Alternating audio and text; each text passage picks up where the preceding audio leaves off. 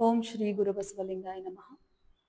ಸೃಷ್ಟಿಕರ್ತ ಪರಮಾತ್ಮನನ್ನು, ವಿಶ್ವಗುರು, ಸ್ತ್ರೀಕುಲೋದ್ಧಾರಕ, ಮನುಕುಲೋದ್ಧಾರಕ ಅಪ್ಪ ಬಸವಣ್ಣನವರನ್ನು ಹಾಗೂ ಎಲ್ಲ ಬಸವಾದಿ ಶಿವಶರಣರನ್ನು ಹೃದಯ ಮಂದಿರದಲ್ಲಿ ಸ್ಮರಿಸಿ, ನಮ್ಮ ಶ್ರೀ ಗುರು ಬಸವ ಮಹಾಮನೆಯ ಪೂಜ್ಯರ ಪಾದಗಳಲ್ಲಿ ಭಕ್ತಿಯ ಶರಣಗಳನ್ನು ಸಲ್ಲಿಸಿ, ಈ ಬೆಳಗಿನ ಶುಭ ಸತ್ಸಂಗದಲ್ಲಿ ಭಾಗಿಯಾಗಿರ್ತಕ್ಕಂಥ ತಮ್ಮೆಲ್ಲರಿಗೂ ಭಕ್ತಿಯ ಶರಣಾರ್ಥಿ. ಸರ್ವ ಕಲ್ಯಾಣ ಸಂಪೂರ್ಣ ಸರ್ವೌಷಧಿ ಸಮನ್ವಿತ ಉಪೋಷ್ಯ ವ್ಯಾಧಿರಹಿತೋ ವೀರ್ಯವಾನ್ ಅಭಿಜಾಯತೆ. ಇದು ಒಂದು ಶ್ಲೋಕ, ಉಪವಾಸಕ್ಕೆ ಸಂಬಂಧಪಟ್ಟಂತಹ ಶ್ಲೋಕ. ಉಪವಾಸ ಅಂತ ನಾವು ಹೇಳ್ತಿರ್ತೀವಲ್ಲ, ಯಾಕೆ ಉಪವಾಸ ಮಾಡಬೇಕು? ಉಪವಾಸ ಎಲ್ಲರಿಗೂ ಅನಿವಾರ್ಯವೇ?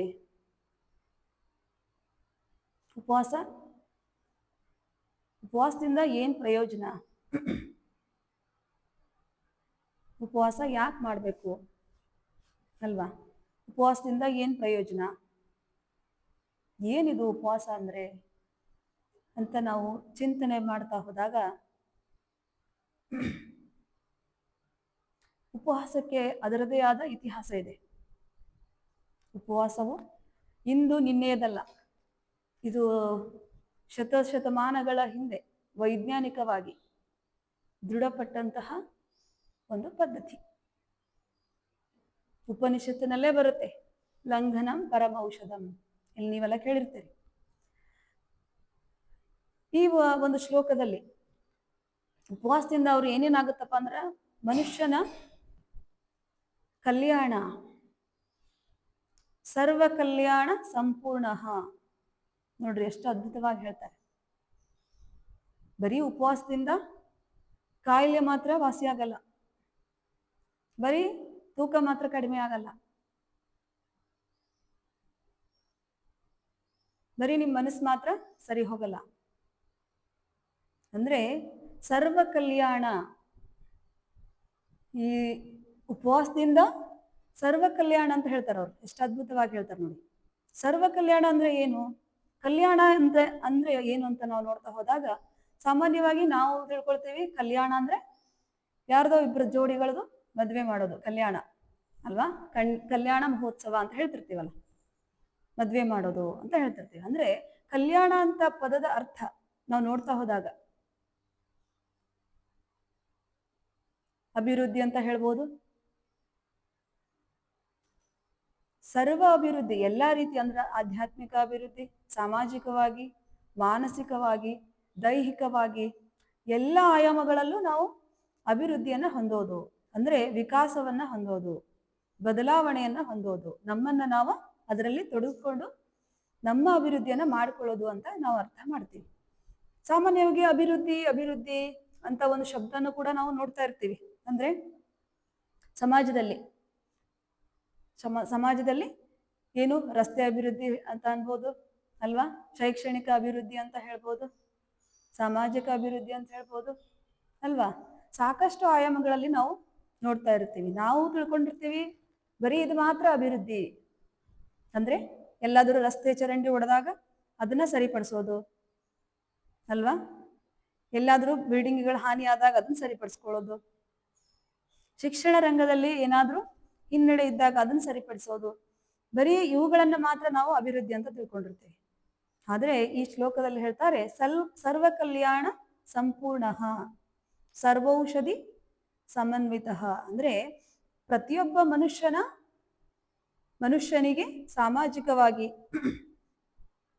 ದೈಹಿಕವಾಗಿ, ಮಾನಸಿಕವಾಗಿ, ಭಾವನಾತ್ಮಕವಾಗಿ, ಆಧ್ಯಾತ್ಮಿಕವಾಗಿ ಎಲ್ಲ ಒಂದು ಆಯಾಮಗಳಲ್ಲಿ ಯಾವುದೇ ಅಡೆತಡೆ ಇಲ್ಲದೆ ಜೀವನ ಮಾಡುವಂತಹದ್ದು ಸರ್ವ ಕಲ್ಯಾಣ ಅಂತ ಹೇಳ್ತಾರೆ. ಅಂದ್ರೆ ಮಾನಸಿಕವಾಗಿ ಏನು ತೊಂದರೆ ಇರಬಾರ್ದು ಅವ್ರಿಗೆ, ದೈಹಿಕವಾಗಿ ಏನು ಕಾಯಿಲೆ ನೋವು, ಅಂದ್ರೆ ಆರೋಗ್ಯ ಅಂತ ಅಂದ್ರೆ ಏನು ನೋಡಿದಾಗ ನಾವು ಯಾವುದೇ ರೀತಿ ನೋವು ಇಲ್ಲದೆ ಇರತಕ್ಕಂಥ ಮನಸ್ಥಿತಿ ಅಥವಾ ಪರಿಸ್ಥಿತಿ ಅಥವಾ ಸ್ಥಿತಿ, ನಮ್ಮ ದೇಹದಲ್ಲಿ ಯಾವುದೇ ನೋವು ಇರಬಾರ್ದು, ಮನಸ್ಸಿನಲ್ಲಿ ಯಾವುದೇ ನೋವು ಇರಬಾರ್ದು, ಕಿರಿಕಿರಿ ಇರಬಾರ್ದು. ದೈಹಿಕವಾಗಿ ದೇಹ ಗಟ್ಟಿರಬೇಕು, ಮಾನಸಿಕವಾಗಿ ನಮ್ಮ ಮನಸ್ಸು ಚೆನ್ನಾಗಿರ್ಬೇಕು, ಸಂತೋಷವಾಗಿರ್ಬೇಕು, ನಮ್ಮ ಭಾವನೆಗಳು ಕೂಡ ತುಂಬಾ ಚೆನ್ನಾಗಿರ್ಬೇಕು. ಅಂದ್ರೆ ಎಲ್ಲ ರೀತಿಯಿಂದ ನಾವು ಸ್ವಾಸ್ಥ್ಯವಾಗಿ ಇರೋದು ಆರೋಗ್ಯ ಅಂತ ಹೇಳ್ತಾರೆ. ಇಲ್ಲಿ ಈ ಶ್ಲೋಕದಲ್ಲಿ ಹೇಳ್ತಾರೆ, ಸರ್ವ ಕಲ್ಯಾಣ ಸಂಪೂರ್ಣ ಸರ್ವ ಔಷಧಿ ಸಮನ್ವಿತ. ಅಂದ್ರೆ ಸರ್ವ ಮಂಗಲವನ್ನು ಉಂಟು ಮಾಡ್ತಕ್ಕಂತಹ, ನಮಗೆ ಸರ್ವ ಮಂಗಲವನ್ನು ಉಂಟು ಮಾಡ್ತಕ್ಕಂತಹ ಒಂದು ಸ್ವಾಸ್ಥ್ಯ ಏನಿದೆಯಲ್ಲ, ಅದಕ್ಕೆ ಸಮವಾಗಿರ್ತಕ್ಕಂಥದ್ದು ಉಪವಾಸ ಅಂತ ಈ ಶ್ಲೋಕದಲ್ಲಿ ಹೇಳ್ತಾರೆ. ಅಂದ್ರೆ ಉಪವಾಸ ನಮಗೆ ಎಲ್ಲ ರೀತಿಯ ಸ್ವಾಸ್ಥ್ಯವನ್ನ, ಆರೋಗ್ಯವನ್ನ, ಒಂದು ಸಮಸ್ಥಿತಿಯನ್ನ, ಸಮಚಿತ್ತವನ್ನ ತಂದು ಕೊಡ್ತಕ್ಕಂತಹ ಅದ್ಭುತವಾದ ಪದ್ಧತಿ ಉಪವಾಸ ಅಂತ ಈ ಶ್ಲೋಕದಲ್ಲಿ ಹೇಳ್ತಾರೆ. ಹಾಗೆ ಮುಂದೆ ಹೇಳ್ತಾರೆ, ಉಪೋಷ್ಯ ವ್ಯಾಧಿರಹಿತೋ ವೀರ್ಯವಾನ್ ಅಭಿಜಾಯತೆ. ಅಂದ್ರೆ ನಮ್ಮ ವೀರ್ಯವನ್ನು ಸಂರಕ್ಷಣೆ ಮಾಡ್ಕೊಳ್ಳಿಕ್ಕೆ, ಅಂದ್ರೆ ನಾವು ಶಕ್ತಿವಂತರಾಗ್ಲಿಕ್ಕೆ ಈ ಉಪವಾಸವು ನಮಗೆ ಸಹಾಯ ಮಾಡುತ್ತೆ. ಹೇಗೆ ಉಪವಾಸದಿಂದ ನಮಗೆ ಶಕ್ತಿ ಬರುತ್ತಾ? ನಾವೆಲ್ಲರೂ ತಿಳ್ಕೊಂಡಿರ್ತೀವಿ, ಬಹಳ ಜನರಿಗೆ ಹಾಗೆ ಇರುತ್ತೆ ಮನಸ್ಸಲ್ಲಿ, ಉಪವಾಸ ಮಾಡೋದ್ರಿಂದ ಶಕ್ತಿ ಹೇಗೆ ಬರುತ್ತೆ ಅಂದ್ರೆ, ನಾವು ಪ್ರಸಾದ ಸೇವನೆ ಮಾಡದೇ ಇರೋದ್ರಿಂದ ನಮ್ಗೆ ಶಕ್ತಿ ಹೇಗೆ ಬರುತ್ತೆ? ಶಕ್ತಿ ಬರಲ್ಲ. ನಾವಿನ್ನು ಅಶಕ್ತರಾಗ್ತೀವಿ, ರೋಗಿಗಳಾಗ್ತೀವಿ, ನಮಗೆ ಶಕ್ತಿ ಬರಲ್ಲ ಜೀವಿಸಕ್ಕೆ ಅಂತ ಒಂದು ತಪ್ಪು ಕಲ್ಪನೆ ಇರುತ್ತೆ. ಆದ್ರೆ ಉಪೋಷ್ಯ ವ್ಯಾಧಿರಹಿತೋ ವೀರ್ಯವಾನ್ ಅಭಿಜಾಯತೆ, ಹಾಗೆ ಒಂದು ಸಂದರ್ಭ ಹೇಳ್ತೀನಿ ಅದಕ್ಕೆ. ಅಂದ್ರೆ ಉಪವಾಸದಿಂದ ಹೇಗೆ ಶಕ್ತಿ ಬರುತ್ತೆ?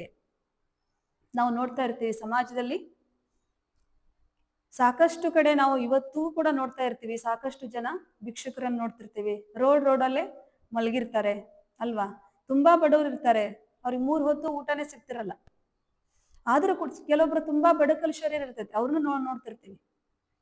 ಕೆಲವೊಬ್ರು ತುಂಬಾ ಚೆನ್ನಾಗಿ ಶ್ರೀಮಂತರು ನೋಡ್ತಿರ್ತೀವಿ, ಚೆನ್ನಾಗಿ ತಿಂದು ದೇಹವನ್ನ ಬೆಳೆಸ್ಕೊಂಡಿರ್ತಾರೆ, ತುಂಬಾ ತೂಕ ಮಾಡ್ಕೊಂಡ್ಬಿಟ್ಟಿರ್ತಾರೆ. ಸೊ ತೂಕ ಇರೋರನ್ನ, ತೂಕ ಇಲ್ಲದೆ ಇರೋ ಬಡವರನ್ನ, ಅಥವಾ ತೂಕ ಇಲ್ಲದೆ ಇರೋ ಶ್ರೀಮಂತರನ್ನ ತಗೊಳ್ರಿ, ಯಾರು ತೆಳ್ಳಗಿರ್ತಾರಲ್ವಾ, ಇಬ್ಬರು ವ್ಯಕ್ತಿಗಳನ್ನ ನಾವು ಕಲ್ಪನೆ ಮಾಡ್ಕೊಳ್ಳೋಣ.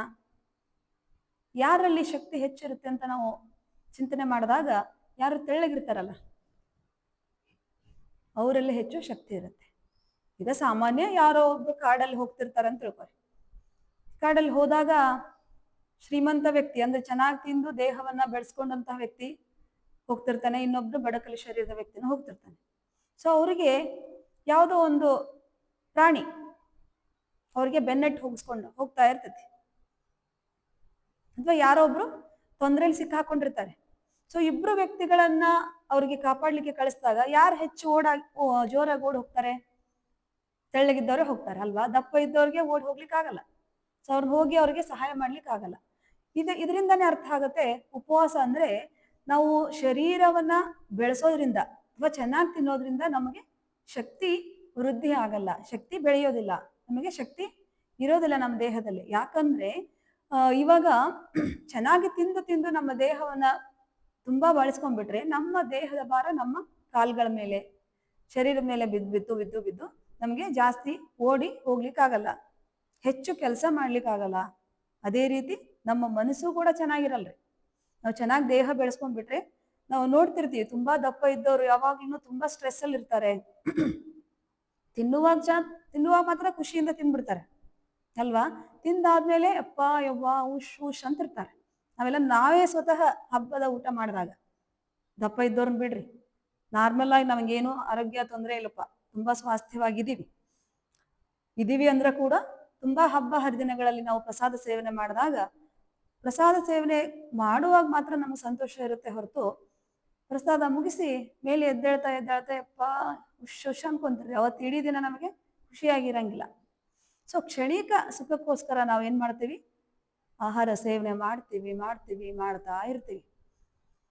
ಸೊ ಆಹಾರ ಸೇವನೆ ಮಾಡೋಣ, ಮಾಡಿಬಿಟ್ಟು ಕೂಡ ನಮಗೆ ತೊಂದರೆ ಆದಾಗ ನಾವು ಏನ್ ಮಾಡ್ಬೇಕು? ಎಷ್ಟು ಆಹಾರ ಸೇವನೆ ಮಾಡಬೇಕು ಅನ್ನೋದ್ರ ಬಗ್ಗೆ ಜ್ಞಾನವನ್ನ ನಾವು ತಿಳ್ಕೊಂಡ್ಬಿಟ್ಟು ಎಲ್ಲವೂ ತಿನ್ನೋಣ, ಎಲ್ಲವನ್ನು ಸ್ವೀಕರಿಸೋಣ, ಆದ್ರೆ ಎಲ್ಲವನ್ನು ಬಿಟ್ಟು ಇರೋದನ್ನು ಕೂಡ ಕಲ್ತ್ಕೊಳ್ಳೋಣ. ಆ ಒಂದು ವಿಶ್ವಾಸವನ್ನ, ಆತ್ಮವಿಶ್ವಾಸವನ್ನ ಈ ಒಂದು ಉಪವಾಸ ಪದ್ಧತಿ ನಮಗೆಲ್ಲರಿಗೂ ತಂದುಕೊಡುತ್ತೆ. ಹಾಗೆ ಅಲ್ಲಮ ಪ್ರಭುಗಳದೊಂದು ವಚನ ಬರುತ್ತೆ, ಅಂದ್ರೆ ಯೋಗಿಗಳು ಕೂಡ 12ನೇ ಶತಮಾನದಲ್ಲೂ ಕೂಡ ಉಪವಾಸ ಪದ್ಧತಿ ಇತ್ತು. ಅವರು ಆ ರೀತಿ ಜೀವನವನ್ನ ಮಾಡ್ತಾ ಇದ್ರು. ಒಂದು ವಚನದಲ್ಲಿ ಹೇಳ್ತಾರೆ ಅಲ್ಲಮ ಪ್ರಭುಗಳು, ಉಗುಳ ನುಂಗಿ ಹಸಿವ ಕಳೆದು. ಅಂದ್ರೆ ಅವರು ಆಧ್ಯಾತ್ಮಿಕ ಸಾಧನೆ ಮಾಡುವಾಗ ಹಸಿವ ಅವ್ರಿಗೂ ಕೂಡ ಇರ್ತಿತ್ತು. ಹಸಿವು ಅನ್ನೋದು ನಿಮಗೆ ಅಷ್ಟೇ ಅಲ್ಲ, ಈ ಪ್ರಪಂಚಕ್ಕೆ ಬಂದಂತಹ ಪ್ರತಿಯೊಬ್ಬ ಮಾನವ ಜೀವಿಗೆ ಹಸಿವು ಇದೆ. ಆ ಹಸಿವನ್ನ ನೀಗಿಸ್ಕೊಳ್ಳಿಕ್ಕೆ ಇದೆಲ್ಲ ಹೋರಾಟ, ವನವಾಸ ಅಲ್ವಾ, ಇದೆಲ್ಲ ಮಾಡ್ತಾ ಇದ್ದೀವಿ. ಅಂದ್ರೆ ಹಸಿವಿನ ಬಗ್ಗೆ ಸರಿಯಾದ ತಿಳುವಳಿಕೆ ಇದ್ದಾಗ, ಹಸಿವು ಇದು ನಮ್ಮನ್ನ ಉದ್ಧಾರ ಮಾಡ್ಲಿಕ್ಕೆ ಬಂದಂತಹ ಒಂದು ವಿಷಯ.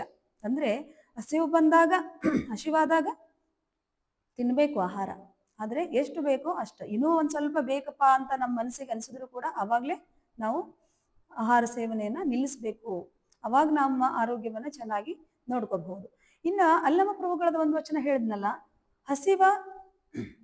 ಉಗುಳು ನುಂಗಿ ಹಸಿವ ಕಳೆದು ತೆವರ ಮಲಗಿ ನಿದ್ರೆಗೈದು ನೋಡಿ ನೋಡಿ ಸುಖಂಬಡೆದನಯ್ಯ ಕಂಗಳೇ ಕರವಾಗಿರ್ದನಯ್ಯ ಗುಹೇಶ್ವರ ಅಂತ ಹೇಳ್ತಾರೆ. ಅಂದ್ರೆ ಅವರು ಆಧ್ಯಾತ್ಮಿಕ ಸಾಧನೆ ಮಾಡುವಾಗ ಏನು ನಮ್ಮ ಬಾಯಲ್ಲಿ ಏನು ಉಗುಳು ಬರುತ್ತಲ್ಲ, ಆ ಉಗುಳನ್ನೇ ನುಂಗಿ ಹಸಿವನ್ನ ನೀಗಿಸ್ಕೊಳ್ತಿದ್ರಂತವ್ರು. ಸೊ ಅಷ್ಟು ಅವ್ರ ಮನಸ್ಸು ಅಷ್ಟು ಗಟ್ಟಿಯಾಗಿತ್ತು. ಆಧ್ಯಾತ್ಮಿಕ ಸಾಧನೆ ಮಾಡ್ಲಿಕ್ಕೆ ಇಂತಹ ಒಂದು ವಿಷಯಗಳು ಅವರಿಗೆ ಸಹಾಯ ಮಾಡಿದ್ವು. ಅಂತಹ ಸಾಧನೆ ಮಾಡಿದ್ರಿಂದ ಅವರೆಲ್ಲ ಇವತ್ತು ನಮಗೆ ಒಂದು ಸಂದೇಶವನ್ನ ಕೊಟ್ಟು ಮಂತ್ರ ಪುರುಷರಾಗಿ ಇವತ್ತು ನಿಂತಿದ್ದಾರೆ. ಅವರು ಅಂದ್ರೆ ಎಲ್ಲಿ ಬೇಕಲ್ಲಿ ಮಲಗ್ತಿದ್ರೆ, ಅವ್ರು ಎಲ್ಲ ಒಂದು ತುಂಬಾ ಭದ್ರತೆ ಮಾಡ್ಕೊಳ್ತಾ ಇರ್ಲಿಲ್ಲ ಸಾಧನೆ ಮಾಡುವಾಗ. ನಾವೆಲ್ಲ ಏನ್ ಮಾಡ್ತೀವಿ ಇವತ್ತು ನಮ್ಮ ಜೀವನಕ್ಕೆ ಎಲ್ಲ ಭದ್ರತೆ ಮಾಡ್ಕೊಳ್ತೀವಿ, ತುಂಬಾ ಪೋಷಣೆ ಮಾಡ್ತೀವಿ ಈ ಶರೀರವನ್ನು. ಚಳಿ ಆಗುತ್ತೆ ಅಂತ ಸ್ವೆಟರ್ ತಗೊಳ್ತೀವಿ ಅಲ್ವಾ, ಸೆಕೆ ಆದಾಗ ಕಾಟನ್ ಬಟ್ಟೆ ತಗೊಂಡು ಇಟ್ಕೊಳ್ತೀವಿ ಅಲ್ವಾ, ಬಿಸಿಲಿದ್ದಾಗ ಕಾಲಿಗೆ ಪಾದರಕ್ಷೆ, ವಾಕಿಂಗ್ ಮಾಡೋಕ್ ಬೇರೆ ಬೇರೆ, ಹೀಗೆ ಪ್ರತಿಯೊಂದು ವಿಷಯದಲ್ಲೂ ಕೂಡ ನಾವು ಪೋಷಣೆ ಮಾಡಿ ಮಾಡಿ ಮಾಡಿ ನಮ್ಮ ಶರೀರವನ್ನ ತುಂಬಾ ಸೂಕ್ಷ್ಮ ಮಾಡ್ಕೊಳ್ತಾ ಇದ್ದೀವಿ. ಅಂದ್ರೆ ನಮ್ಮ ಶರೀರವನ್ನ ಗಟ್ಟಿ ಮಾಡ್ಕೊಳ್ತಾ ಇಲ್ಲ ನಾವು.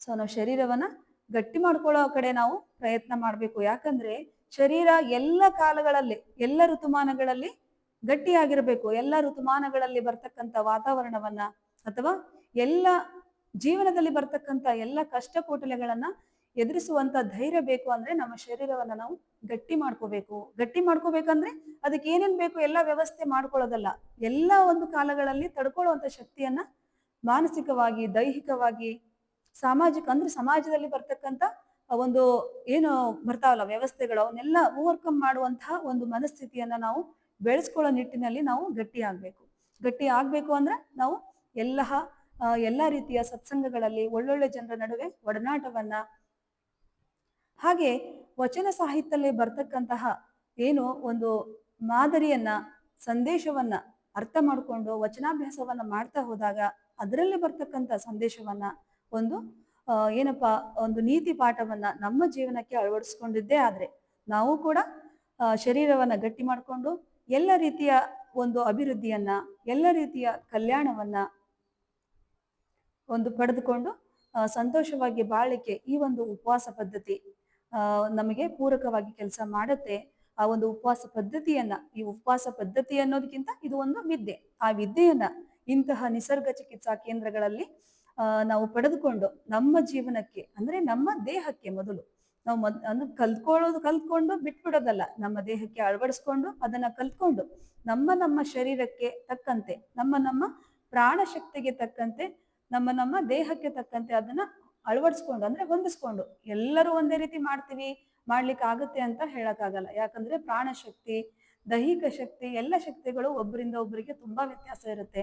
ಸೊ ಆ ರೀತಿ ನಮಗೆ ಬೇಕಾದಂತಹ ಫಸ್ಟ್ ಕಲ್ತ್ಕೊಳ್ಳೋದು, ಆಮೇಲೆ ನಮ್ಮ ಶರೀರ ಹೇಗೆ ನಮಗೆ ಸಪೋರ್ಟ್ ಮಾಡುತ್ತೆ ಆ ರೀತಿ ಉಪವಾಸ ಪದ್ಧತಿಯನ್ನ ಅಳವಡಿಸ್ಕೊಂಡಿದ್ದೇ ಆದ್ರೆ ನಮ್ಮ ಜೀವನವನ್ನ ಸಂತೋಷವಾಗಿ ಇರುವಂತಹ ಒಂದು ಅವಧಿಯನ್ನ ಅಂದ್ರೆ ಆಯುಷ್ಯವನ್ನ ಸಂತೋಷವಾಗಿ ಕಳಿಬಹುದು. ಅದರಲ್ಲಿ ಎರಡನೇ ಮಾತೇ ಇಲ್ಲ.